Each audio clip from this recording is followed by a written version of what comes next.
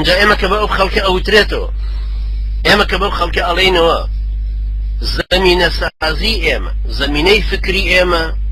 غەیری ئەوەی ئێوە، ئەو لە دیدێکی فەلسەفی مارکسیەوە ئەڕوانێتە ئێمە، یان لیبرالیزمی غەربیەوە ئەڕوانێتە ئێمە، یا دین و دەوڵەتی لێک جێ کردوتەوە، یان هەر دینی خستۆتە کەنارەوە، یان دینی کردوتە بە شتێکی شەخسی. ئیسلام و یەکێکی ترکە مسلمانێکە ئەچێت لە مزگەوتا خواپەرستیەکە لەگەڵ یەکێکیکە کە مشکێکی سپیە پەرستێ، وەکو یەکی لێکردوون ئەڵێ ویش دینەوە ویش دینە. لەبەرەوە ئێمە لەم هەڵوێستە ڕەقەمانە تووشی بربەست دێین. ئێمە کە ئەڵێن خیتابی سیاسی، ئێمە غەیری خیتابی سیاسەکەی ئێوە، ئێمە لەسەر ئەساسێکی قەومی دروستمان نەکردووە و درۆشی تیا بکەین، ئێمە لەسەر ئەساسی ئیسلام دروستمان کرد و تێڕوانی نیشمان بۆ ئەم خیتابە سیاسیە لە زەمینەی دینەکەمانەوە هاتووە.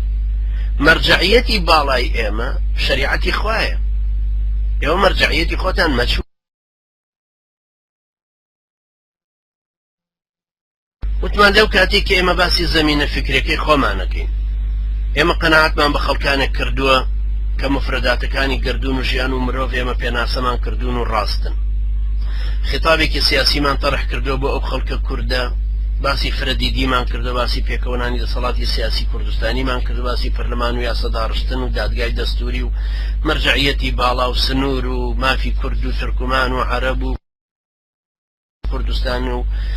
باسی ئابووری، باسی کۆمەڵکاری خۆمان کردو کە بەرنامەی پەروەردەی تاکمان ئاوایە بێ، ئاوا پەروەردە بێ، عیبادەتی وابێ، ئینتیمای وابێ، خێزانی وا پەروەردەکە، حیجابی، ڕیشی، ئیلتیزامی، حەڵاڵی، حرامی، ئەم جۆرە شتانە هەمووی وەقیەمی کۆمەڵایەتیمان ئاوایە، بایەخدانمان بە هاوسەرگیری، بە نەفەقە، بە تەلاق، بەو شتانە ئاوا هەیە. ئەم قیەمە کۆمەڵایەتیە و ئەو دیدە فکریە و ئەو خیتابە سیاسیە کۆمەڵە خەڵکێکی ئەم کۆمەڵە خەڵکەمان هەمووی خستۆتەوە گەڕ بۆ ڕوونکردنەوەی دینەکە، وەکو شایەتی دان، نەک وەکو خۆ گونجان، وەکو شایەتی دان کەوتوینەتەوە سەر شایەتی دانەکە لەستم عەلا شەیئین حەتتا تقیموا التەوراة، کەوتوینەتەوە ناساندنی ئەوەی کە پێویستی بە گۆڕانە لەناو کۆمەڵگەکەی ئەڵێن ئێمە ئەم نوقتانە پێویستیان بە گۆڕان هەیە و لە جەزریشەوە بێ ڕیشەیی بگۆڕن. ئەنجا بزافمان بە هەموو ئەم کۆمەڵە کردووە لە بەرامبەریشمانە جاهیلێت تەحەمولی ئەوەی نییە. ئەو ئێستا ئێمە هیچ نین کاریگەریەکی گەورەمان هەبێ سەنینەوە، ئینتەرنێتیان بالێ سەنینەوە، و ئەو کاتە گەر هاتوو ئێمە 100 کەس تەئسیرمان بە تەلەڤیزیۆنێک هەبوو لەسەر کوردستان، بە پاڵتۆک هەبوو، بە ڕۆژنامە هەبوو، بە کتێب هەبوو، 50 کتێبمان تەبع کردووە لەسەر کوردستان، ببورن 50 کتێبمان تەبع کردووە لە ناو ئەم ئەوروپایە بڵاو بۆتەوە، خەڵکێکی مسەقف کردووە، ڕۆشنبیر کردووە، ئینتیمای بۆ دروست کردوونەتەوە سەر لە نوێ،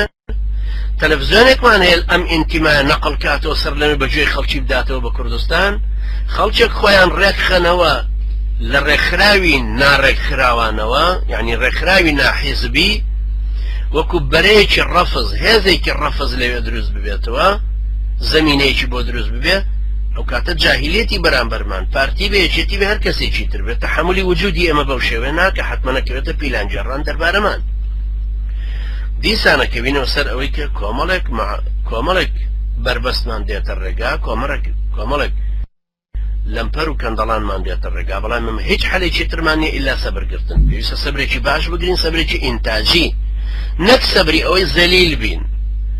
نەک سەبری ئەوەی ئەگەر 500 کەسمان لێ گیرە بەرنامەکەمان بگۆڕین، چونکەوە خەتەرە. ئێمە لەگەڵ ئەمەیە پێویستە بیناسازی هێز و ئاڕاستەکە بکەین. قووەتە میکاڤیلیە هەیە، ئێمە لە قورئانە باوەڕمان بەوە هەیە تورهیبون به عدو الله وعدوكم كوابوا واعدوا لهم ما استطعتم من قوة. بیناسازی ئەو هێزە و ئاڕاستەکردنی ئەو هێزە کە ڕووی لە دژمنان بێ خاڵێکی سەرەکیە، و ئێمە پێویستمان بەوە هەیە کە سەر لێنێ دراسی ئەو بکەینەوە کە لە شەرعە پێوتڵێ الخروج، و لە زاراوی سیاسی ئەم زمانێ پێوترە شۆڕش بەرپاکردن. ئایا الخروجەکە کە یەکەم شت شەرعیەتێتی، دووهەم ئامادە باشیە، سێهەم چۆنێتەکەی ئەو کاتی کە بۆی هەڵبژێت. ئێمە دراسی ئەمانە ئەو کاتە پێویستە بکەین. باش لەم حاڵەتەیە تۆ هێزێکی عقایدیت هەیە، هێزێکی فکری بە قووەتە، خیتابێکی سیاسی هەیە، کۆمەڵکارانە پەروەردە بووە، پەروەردەی تاک، پەروەردەی کۆ، ئیداری، پیکەرێکی ئیداری هەیە پەیوەندەکانی لە نێوان خۆیان دروست بوو هەرێکە بە پێی تەخەسوسی خۆی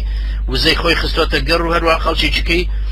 کۆ کردوتەوە لە دەوروبەری خۆی ئەنجا بە پێی استراتیژیەتێک تۆ قۆناغەکاریەکانت هەمووی دیاری کردو بە جۆرەی قاڵبوونەوەی ئەندامەکانت لە ڕووی فکریەوە چەندن استراتیژیەتەکە دوا دیاری کردو گەشەی کۆمەڵکاری ئەندامەکانت چەندن قۆناغەکانیش دوا بۆ دیاری کردو تۆڵی لە قۆناغی ئەم 2 ساڵەمانە تەنها ئەبێ ئەمە بکەی ناهێڵی ئەفرادەکان پەل بەهاون بۆ شتێکی کە چونکە تێ بەم شێوەیە پەروەردە ئەلێرە ئێمە زۆر ضروریە کە ئەگەین ئەم مەرحەلەیە تەحملی ئەو تین و فشارەی جاهلیەت بکەین کە لەسەرمان دروستە